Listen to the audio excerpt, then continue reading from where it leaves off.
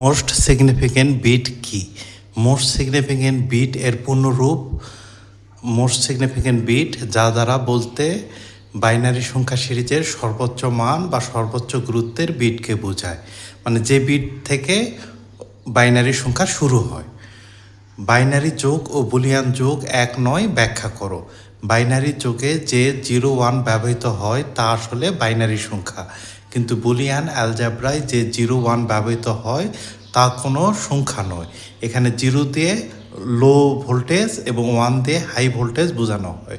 এগুলো আসলে logic level. 0 দিয়ে মিথ্যা বোঝানো হয়, 1 দ্বারা সত্য কন্ডিশনও বোঝানো হয়। বাইনারি যোগের ক্ষেত্রে যোগফল সহ অনেক ক্ষেত্রে ক্যারি বা হাতের সংখ্যা পাওয়া যায়। যেমন 1+1 হয় 10 বাইনারিতে, তাহলে এখানে 0 বসতেছে আর হাতে থাকে 1, এই ক্যারিটাই 1। বুলিয়ান যোগের ক্ষেত্রে ক্যারির বা হাতের সংখ্যার কোনো ধারণা নেই, তাই বলা যায় বাইনারি যোগ ও বুলিয়ান যোগ এক নয়।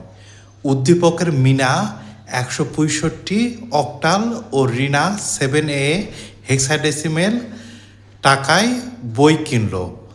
এখন মিনার বইয়ের মূল্যকে দশমিক সংখ্যায় এবং রিনার বইয়ের মূল্যকে অক্টাল সংখ্যায় প্রকাশ করতে হবে।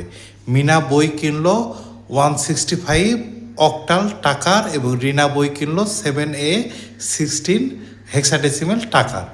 অক্টাল সংখ্যা 165 অক্টালকে দশমিক বা ডেসিমেলের সংখ্যায় রূপান্তর। 165 8 হলো 1 গুণন 8 পাওয়ার 2 যোগ 6 গুণন 8 পাওয়ার 1 প্লাস 5 গুণন 8 পাওয়ার 0, তাহলে 1 গুণন 64 যোগ 6 গুণন 8 প্লাস 5 গুণন 1 যোগ করলে হয় 117 ডেসিমেলে। সুতরাং মিনার বইয়ের ক্রয় মূল্যের ডেসিমেল বা দশমিক মান হলো 117 হেক্সাডেসিমেল 7A কে অক্টালে রূপান্তর করতে হবে। তাহলে 7-এর জন্য 4 বিট বাইনারি আর এর জন্য 4 বিট বাইনারি নিতে হবে।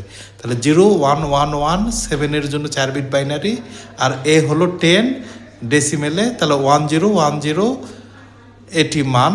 এটাকে এখন আমরা অক্টালে রূপান্তর করব। এখানে 8 বিট আছে, তাহলে সামনে একটা 0 নিলেই হয় 9 বিট, তাহলে প্রতি 3 বিট করে করে একটা করে অক্টাল মান পাবো আমরা।